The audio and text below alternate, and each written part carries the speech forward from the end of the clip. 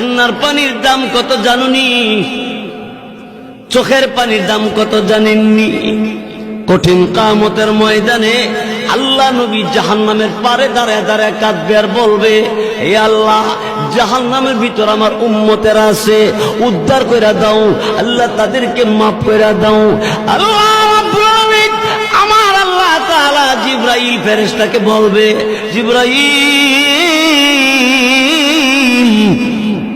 আমি আল্লাহর কুদরতি দরবারে পানির পাতিল আছে, পানির পাতিল নিয়ে যাও, আমার নবীর কাছে নিয়ে দিবা। নবীকে বলবা এই পাতিলের পানিটা জাহান্নামের ভিতরে ছেড়ে দেওয়ার জন্য। রাসূলের কাছে জিবরাইল পানির পাতিল দিবে, আর জিবরাইল ফেরেশতার কাছ থেকে রাসূল পানির পাতিল পাইয়া পানিটা জাহান্নামের ভিতরে ছেড়ে দিবে। জাহান্নামের আগুন ঠান্ডা হয়ে যাবে, নিভে যাবে। দিল